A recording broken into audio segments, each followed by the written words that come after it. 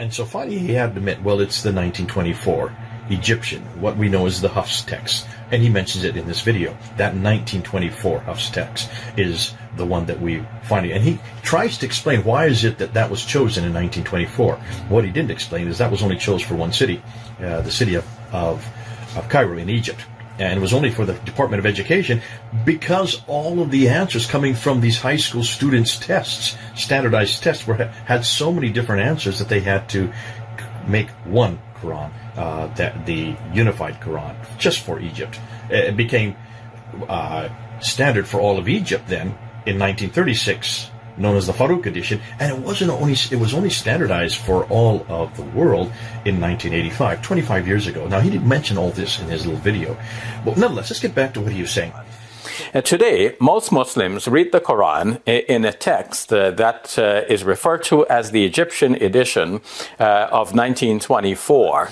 But this is not the only text of the Quran that is read throughout the world. In North Africa, there is a slightly different text that is based on a slightly different reading, mostly corresponding to what we read in the rest of the world, but with some slight variations that do not affect anything that Muslims believe and do not have any major impact on any Muslim practices. And then too, in some parts of Africa, there is another reading of the Quran and a matching manuscript that is prevalent. And here too, we find some slight variations that do not affect Muslim beliefs and do not affect Muslim practices in any significant degree. So he was talking about the differences, or the fact that there were differences. So that's quite an admission. And Colin brought this up in his video. And Colin was saying, isn't this the same thing that we used to say about the fact the roughly 40 verses that are in the Bible? When you point them out, there's no theological difference. There's no doctrinal differences between them. And he was trying to take that same line. And that's what Colin so brilliantly brought out and put forth. But I was fascinated by that there are no differences.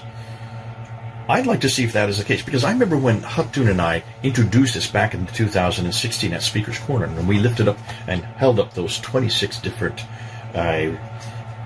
Qurans, Arabic Qurans, there at Speaker's Corner, and the reaction we got from everybody, and one of the comebacks was always, these are no different. They all say the same thing. When you look at the Hafs or you look at the Warsh, that's the one that Shabir was referring to. That's the one in North Africa. That's the Warsh that's very popular there. When you look at them, there's no difference whatsoever. None whatsoever.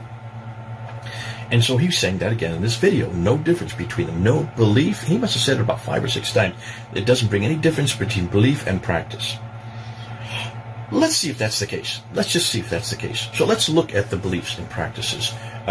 Or let's just look and see if these make a difference, if there's any theological differences. I'm just going to look about 6 of them. Her team has already found 93,000 differences. 93,000 differences between just 23 of these different Qurans.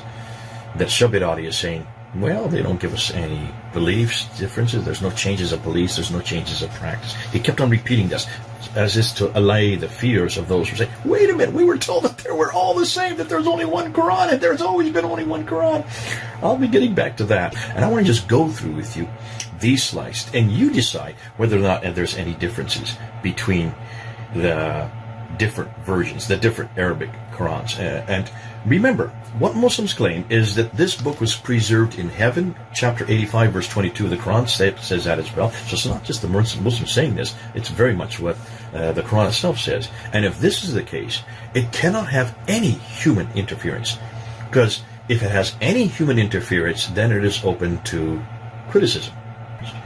And we're talking about 93,000 differences. Now, he'll explain that later on in the video, but before we get to that, let's just look at these variants that we're going to put up. And the first one I'm going to put up is Surah 1:4, because that's the one Muslims always point to. That's one they always want to go to. That's their default one. To say, see, this is nothing. This is really nothing. Here it is. Take a look at this. Surah 1:4. Surah 1:4 has the word Maliki in the Hafs. There you see on the left, the Hafs is Maliki with the dagger aleph. I circled it in red there. You can see the aleph that's sticking straight up. The only owner. Maliki Yaumi al-Dini is what it says, the transliteration. Now, the translation for that is the only owner of the day of recompense. That's in the first chapter of the Quran.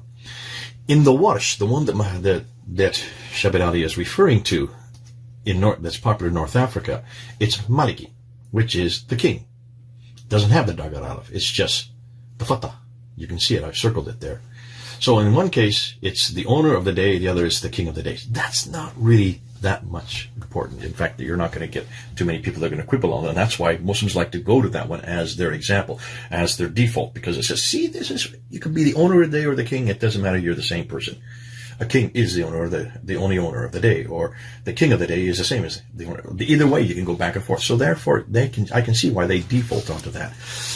How about this one here? Let's go to this one here. This is Surah 3, Ayah 146.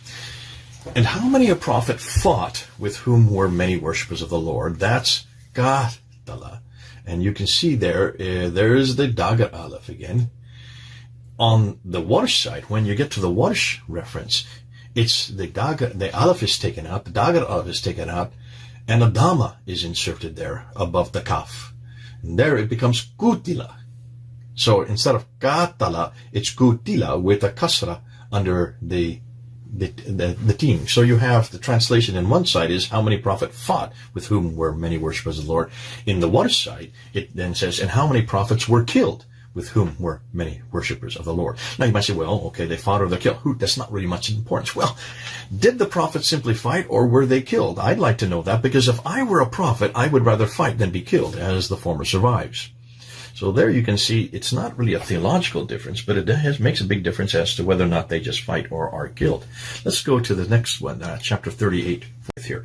Now here's the difference. This is chapter 38, verse 45. And in this case, we're looking at the Hafs, which is the standard one, the one that was chosen in 1924. And we're looking at Al-Bazi. In this case, the word is Ibadana, with a Dagar Aleph there after. You can see it there above the B. So the translation would be, and remember our slaves, plural. Did you notice that's plural there? With Ibadana, Ibrahim, Isaac, and Yaqub, owners and it goes on about these three. In Al-Bazi, the Dagar Aleph is not there. It's just a Fatah.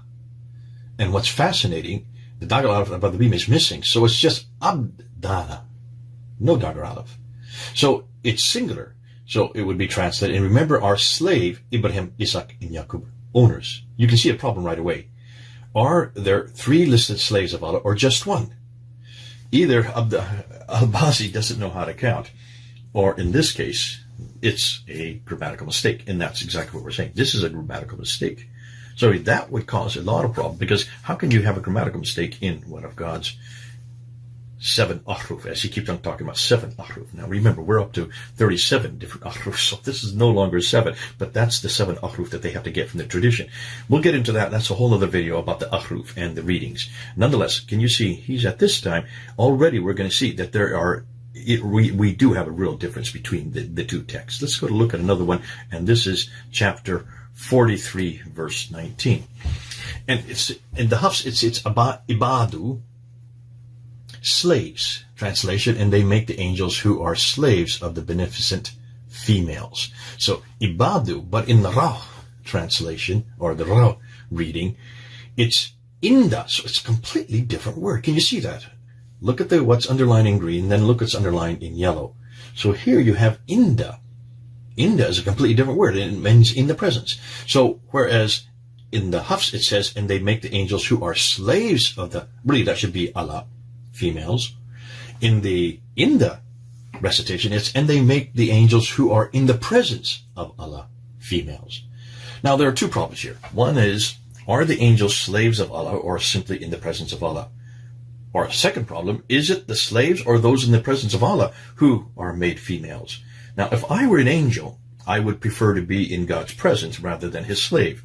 Furthermore, being male, if I were an angel, I would prefer if the slaves were made females, thank you, not myself. So you can see, regardless of whether you want to say this is not a theological problem, this is not so much a theological problem. Well, Some may say so, because who are in God's presence that are made females? Are they the slaves or just people who are in their presence? So you can see you've got to deal with which is the one, the standard that is in heaven, which is the one that is on those eternal tablets.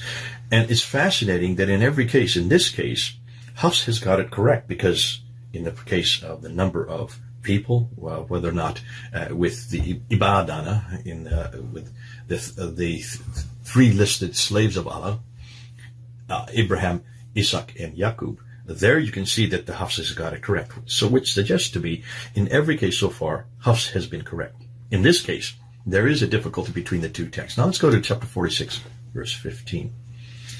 In here you see ihsanan.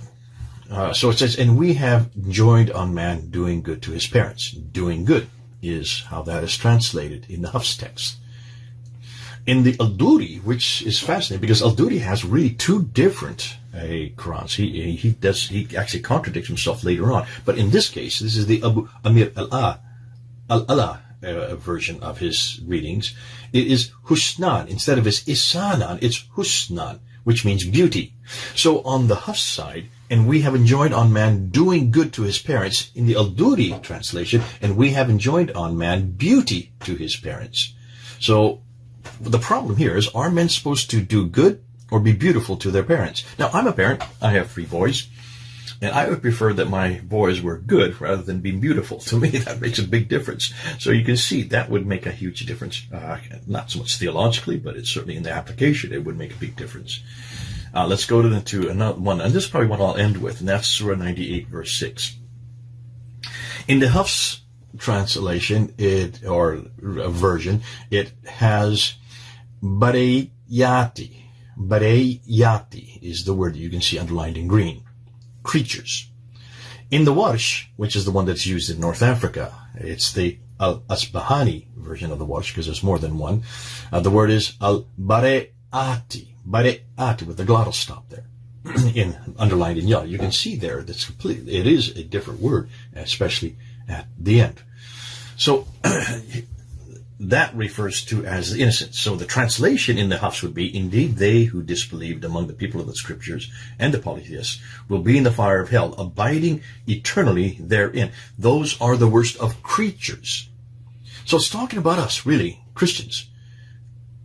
In the Warsh, which is popular in North Africa, the translation would say, indeed, they who disbelieved among the people of the scriptures, that's us, and the polytheists, those are the heathens, will be in the fire of hell, abiding eternally therein. Those are the worst of the innocent. Well, now, there are 2 problems here. One is, are Christians the worst creatures, or are we innocent? And if we are innocent, what are we, along with the Jews and the polytheists, doing in hell? So that has a theological problem. You could do a doctoral thesis just on that, depending on how you're going to place that. Are we innocent, or are we just the creatures in hell? And so you can see that completely changes the theology, changes the meaning. So when Shabir Ali gets up there and he says this doesn't change the belief, it doesn't change certainly the practice, he has to repeat that over and over again to placate the people who are watching him. I would suggest they be careful. Now we've just looked at 6 or 7. We could look at 93,000 and look at the differences. I don't have time, nor do you have the time, nor would you want to, but this could be a huge work that we need to do, because I'd like to know exactly how he knows that this doesn't change the meaning. If I've just come up with 6 of them here, which has changed the meaning in every case. And in some cases, because of the fact that it changes the meaning, it goes against exactly what he is saying. I'll let you come up to your own conclusions, but for Shabir Ali, somebody of his caliber, somebody of his station, and of course he's well known all over the Muslim world, he is highly respected, has a doctorate from Toronto University, and the fact that he is considered to be probably the world's best debater in the Muslim world in the English language, well, in any language, because really debates are all happening in English today. To have someone of his station say these things and not complete, and that's what's fascinating to me, because he gave no examples to support what he was saying, and that makes sense, because if I can come up with 6 examples right now that change the meaning, in some cases change the theology, and in some cases would change the practice, it stands to reason then why he came up with no example to support his case. Well, we'll leave it for him, we'll leave it for others, we'll leave it for you to decide. Does this change the meaning? We're going to go on and bring up some other things that he brought up in this video, but that's enough for now. I just wanted to deal with this whole problem of whether or not these variants, these diacritical variants, hold on to that. These are not consonantal variants. This is not the most damaging stuff yet. This is just the diacritical variants. Wait till we let you know and see what we're coming up with. The consonantal, the Rosum text, the skeletal text. Ooh, wait till you get to that one. Then you really do see a changing meaning.